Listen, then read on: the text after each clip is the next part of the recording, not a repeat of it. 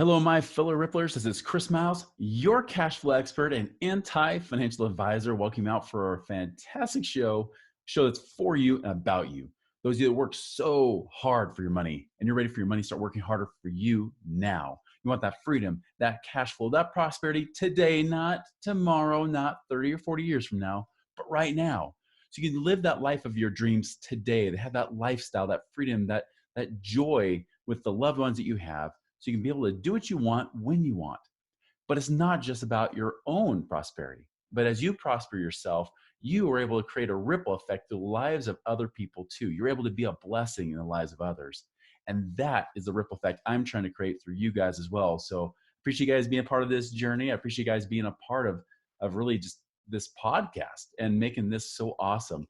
Those of you that reach out, I really appreciate it as well. I just had someone reach out to me recently that said, hey, Chris, I'm a single mom trying to put my kids through college and I've been working, yeah, I'm paying off credit cards and things like that. But your show's been inspiring me and I love it. And you know what? I love hearing that. That just made my day to hear that kind of story, and I appreciate all of you guys taking that action, because as you do, that is really the real power happens, right? Because the kind of legacy I want from you guys is I want billions of dollars created as a result of the things that you're learning here. So, man, thank you so much for being here, binging, sharing, doing everything you do.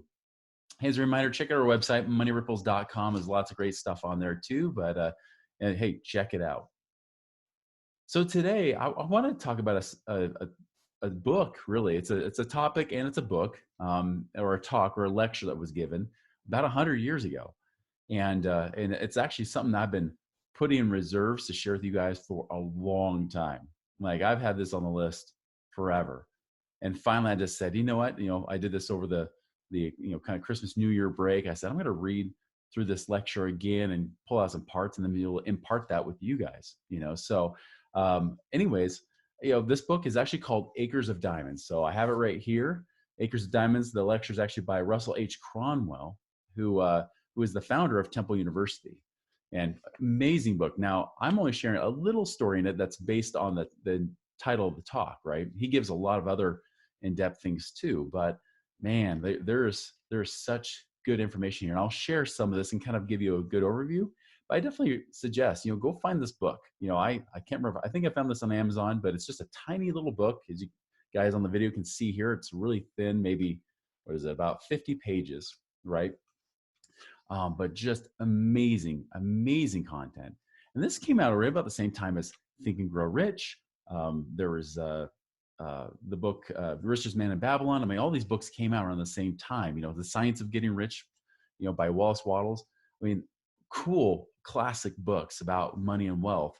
By the way, all those books I highly recommend as books to read, especially if you're really trying to understand deeper the principles behind this. But I'm going to share here from the story of Acres of Diamonds, or what the story is. I've heard people recite it before, but it's always condensed or modified. But I want to really share this from his mouth personally, from his own lecture that he's given many, many times. And so this story actually came when he was, traveling out in the Middle East. He was traveling there, and of course the guide was, they're riding camels and stuff, and the guide's giving all these stories. He was ignoring him. But finally, the guy realized that he was zoning out. He was tuning him out, and he wasn't paying attention. So he gave him a story. He says, "Here's one for you." And this is one he actually paid attention to, and he shared many, many times. So here's how the story goes. Acres of Diamonds. This is actually based on a true story that they were given. This is actually based.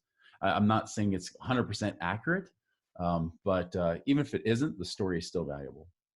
All right, so this is a story about a guy named Ali Hafed, right? So he's out there, out out near Baghdad, that kind of area, right? So he said that Ali Hafed, here, I'll pull out my glasses here for you guys. Sorry, I'm just kidding. I don't have glasses. Get my monocle, just kidding. I don't have that either. All right, here we go. So he said that Ali Hafed owned a very large farm, and he had orchards, grain fields, and gardens. That he had money at interest and was a wealthy and contented man. He was contented because he was wealthy, and wealthy because he was contented. One day there visited that old Persian farmer one of these ancient Buddhist priests, one of the wise men of the East. He sat down by the fire and told the old farmer how this world of ours was made. And he goes on telling about how the world was created and everything, and how he made the rocks, and eventually gold, silver, and then the last thing that was created were diamonds. And he said diamonds was a congealed drop of sunlight, right? So that was the last thing there. And now, he told him that, told Ali Hafed, he said, listen, a diamond the size of your thumb could purchase the entire county. And if he had a mine of diamonds, he could place his children upon thrones through the influence of their great wealth. So Ali Hafed heard about diamonds, how much they were worth, and went to bed that night a poor man. He had not lost anything, but he was poor because he was discontented, and discontented because he feared he was poor. Remember, this guy was a wealthy man, and now he's fearing he's poor now in relation. He said, I want a mine of diamonds, and he lay awake all night. Early in the morning, he sought out the priest. And I know by experience that a priest is very cross when awakened early in the morning. And when he shook that old priest out of his dreams, Ali Hafed said to him, will you tell me where I can find diamonds? Diamonds? What do you want with diamonds? Why, I wish to be immensely rich. Well, then go along and find them. That is all you have to do. Go and find them, and then you have them. But I don't know where to go. Well, if you will find a river that runs through white sands between high mountains, in those white sands, you will always find diamonds. I don't believe there is any such river. Oh, yes, there are plenty of them. All you have to do is go and find them, and then you have them. Said Ali Hafed, I will go. So Ali Hafed, he sold his farm, he collected his money, left his family in the charge of a neighbor, and away he went in search of diamonds. He began his search, starting with the mountains of the moon in the area there. Afterward, he came around into Palestine, then wandered into Europe, and at last, when his money was all spent and he was in rags, wretchedness, and poverty, he stood on the shore of that bay at Barcelona in Spain.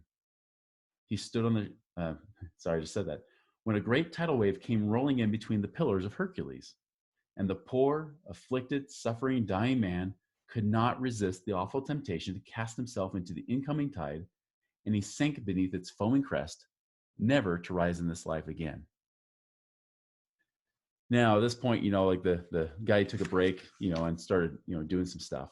But as he continued with the story, he said this.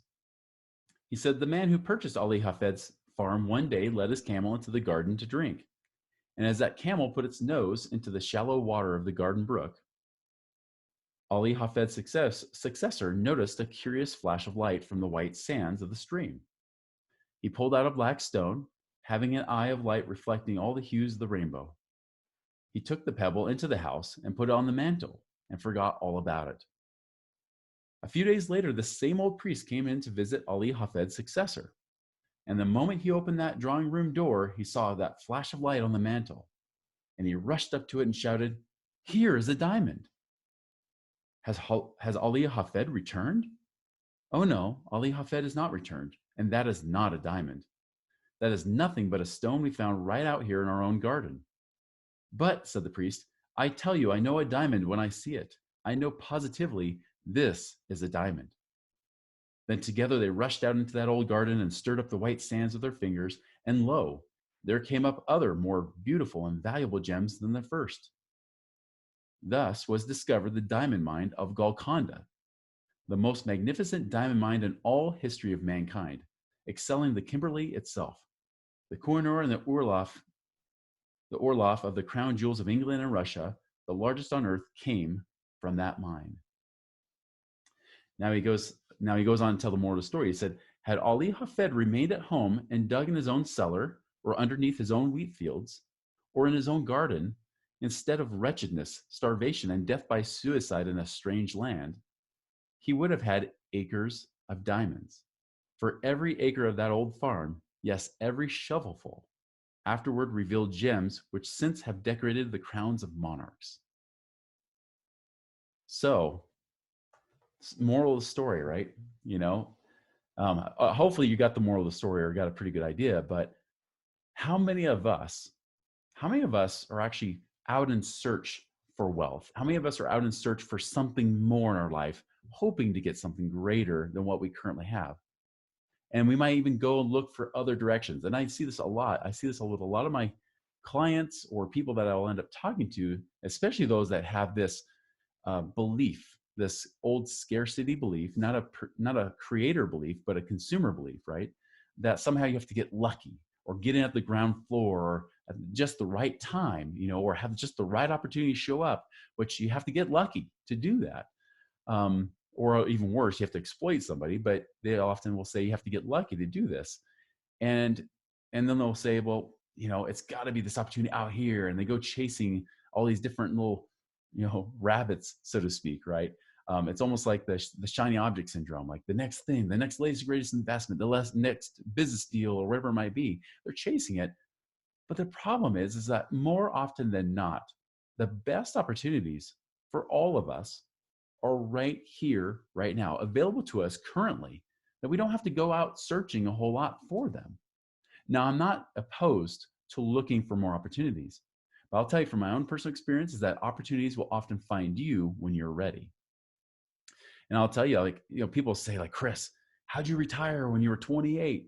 Well, you know what? I didn't have a lot of money saved up when I was 28, right?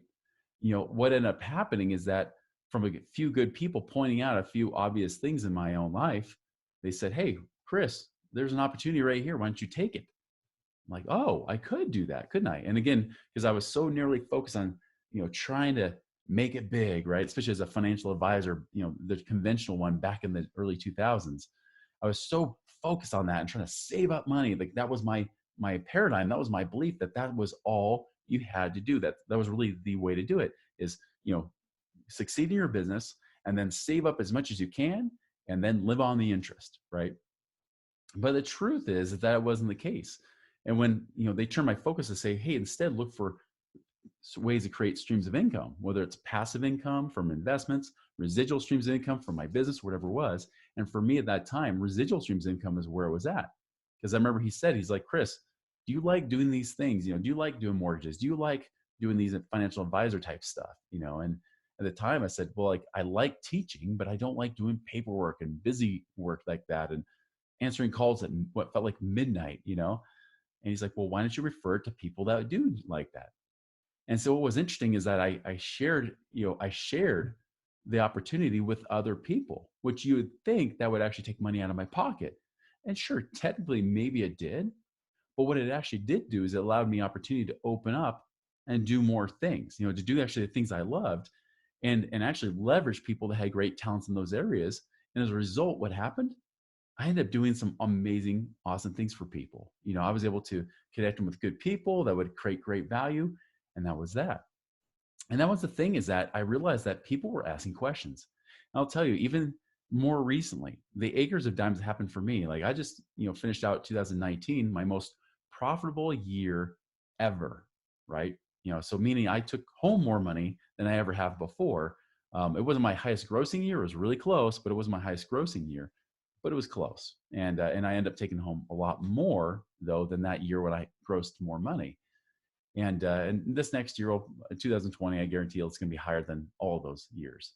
But the cool thing is that a lot of times when I look for opportunities, I look to see what's right there. And he talks about later in this book too. He gives a lot of examples. He says one of the coolest things you could do. Now remember, this was written in the early 1900s, right? And he was an older man by this point. He talked about how he was growing up in the 1860s, if you can imagine that. He's grown up in the 1860s. He said the best way to learn how to create wealth is to open a general store. And he talks about how in a general store, as a teenager, you're just trying to do your job. You're not really thinking about, other people, right? And really, he talks about the very theme that I talk about a lot in the show, which is creating value, solving problems, right? And so he started talking about, he used the example of someone comes to your store and they say, hey, I need to buy a shovel. Say, well, I don't have a shovel. Sorry, go look elsewhere. Then, later somebody else comes in and says, hey, I'm looking for a shovel. And he's like, I don't have a shovel. Go look elsewhere. A third person comes in and says, hey, I'm looking for a shovel. And he's like, why do people keep wanting shovels here? No, go. We don't have any shovels here. I don't know why you think we do. Go somewhere else. Now, he said, like, as a teenage boy who was focused, he said, I should have picked up on the clue right off the get-go to say, You're looking for a shovel? Here, let me see if I can arrange that for you. Let me see if I can solve that problem for you. See if I can create value for you, right? Or do some sort of value add there. That is exactly how I do my business is, okay, where can I add value? What are people asking for? I mean, you realize how much in demand, like, yes, I'm keeping my hours down as much as I can. That's why I'm training other people. But when you start to realize what, especially when I realize what I can do that no one else really does, which is, help people really strategize, like create a game plan to help get to their cash flow number as quickly as possible to become financially independent as quickly as possible, not gambling in the markets, but actually with a lot more certainty and a lot more speed, right? So more safety and speed. So it's better and safer and faster. And on top of that, connect you with the right people to do that. So I tell people and they say, Chris, what exactly do you do? Well, on the consultant side, if I'm not doing the infinite banking stuff with the life insurance, on the consulting side, I'm doing that. Like I am purely a strategist and a connector. I'm the one that's trying to help create this financial plan of sorts, not financial plan in the traditional sense, but a plan to figure out how to get you there. At least get that launch pad to get you that trajectory to hit you to your goals as quickly and safely as possible. Even on the infinite banking side, like I just had somebody that said, all right, hey, Chris, yeah, I think you even know these people. They're doing these insurance policies. They send us these numbers. They look good. What do you think, Chris? What would your numbers look like? And I knew these guys, and I was like, yeah, these guys are good. In fact, they know how to design things for the most part, just like I do. But what I found out is that because they weren't willing to, they basically, you know, increased the insurance costs a little bit. And so I was like, wait, they're not being as efficient with this as they could. We can be more efficient doing it this way. And that's why even on the infinite banking, the life insurance side, I always tell people, like, I guarantee at best someone might match my numbers, but they'll never beat them. And if they do, guaranteed, I will find out. I will figure out however they did it so I can duplicate it. Right. And that's kind of what I do. I mean, that's where I found those two main things. That's why those are my two active things that I actually do in my business, where everything else is more passive or residual. But those are the big things is, hey, consult, help people, just a few select people to be able to do that. And then on the other side, helping with the infinite banking, because I hate it when I see people that come with these policy proposals or illustrations from other companies, or maybe they even set up policies like this and it costs them thousands more than it should have every year, even, right? If it could even be tens of thousands or hundreds of thousands of dollars difference over time. And so those are the things that I do. And that's the thing is, like, I don't have to go searching for opportunities. They're already right here. They're here. There's so much of a demand for that. And I can guarantee in your life, there's already a demand for something more, something that you already have, something that's great within you that you can share. By the way, I'm not limited to these things, but these are just the two areas that right now is exactly what I say. Great, I'll do these active things, but that's it. These are the things I focus on, but that could change over time. But for you, like, you've got acres of diamonds right underneath your feet. The opportunity is already there. Listen what's going on in the world. Pay attention to what people are asking for, what they're complaining about. Do you have an answer or a solution for those complaints? Maybe you don't think anything of it because you do it so naturally. You think, well, everybody does this. I can assure you, if it comes very naturally to you, it doesn't come naturally to everybody else. Find those things, find those unique gifts that are buried within you. Your acres of diamonds, more often than not, is not out in your backyard. It's held within you. It's within your person. It's within yourself. It's that human capital. Yeah, you might have some financial capital that can be put to use, and that's what I teach people to do, right? But there's also that human capital, taking those strengths and those talents and even your passions and putting that into use in a way that really serves people. And that's always the most guaranteed way to create wealth. You want to assure wealth in your life. You want to assure financial freedom forever. The best way to do that is put your focus not on where do I make a good return. That's awesome, right? There's no doubt. And there's a need for that. But really put your focus on how can I create more value for more people? What can I offer that people will value? Because guys, even if the monetary system goes away, people say, what happens if the dollar collapses or we don't no longer we start trading clamshells and rocks? Great. Same principles apply. Create value. Focus on what you can deliver and help people to be able to receive or get that they'll say is of more value than the things they exchange for. And you will always be fed. You will always be clothed. You will always have more than you need. You will have abundance and prosperity in your life. Guys, if you understood nothing else about money, you just focus on this one concept. This is why I've had this on the list for so long, why I wanted to make sure I gave good information about this. But if you really focus on this one principle of creating value, looking for ways to serve and solve problems for other people, and especially when they start asking for things or complaining about things, say, wait, this is an opportunity for me. What can I do? And it may not be you to fulfill that opportunity. You'll hear way more problems than you can solve. And that's fine. You can say, great, next, and you can move on. But I guarantee there are problems that you specifically can solve and help people with. It could be your employer. It could be strangers on the street. It could be whatever it might be. But there are ways to create massive amount of wealth, massive acres of diamonds that are held within you right now. And the worst thing you could do is die. And at the end of your life, say, man, I never let those diamonds come out. I never mined those diamonds. I never took advantage of that. That could have created a massive legacy for my family and for those around me. Because guys, the thing that fires me up, even though I don't have to keep working, I can seriously just kick back, maybe just do this podcast and have some fun. But the reason I don't is because that mission that calls me, that I might live a part-time work life, but I have a full-time overtime mission. And that mission is, how can we really help people create that kind of freedom to experience the joy and the blessings that I've had myself? I can enjoy it myself, or I can teach others how to do the same. And guys, I feel like I'm called to be a teacher and a leader to help inspire you guys and help guide you along that path. Not to tell you what to do, but to be a guide to help you, lead you to those acres of diamonds. So guys, I hope this was valuable for you. I hope you get a ton out of this. You go and make a wonderful and prosperous week and day, and we'll see you later.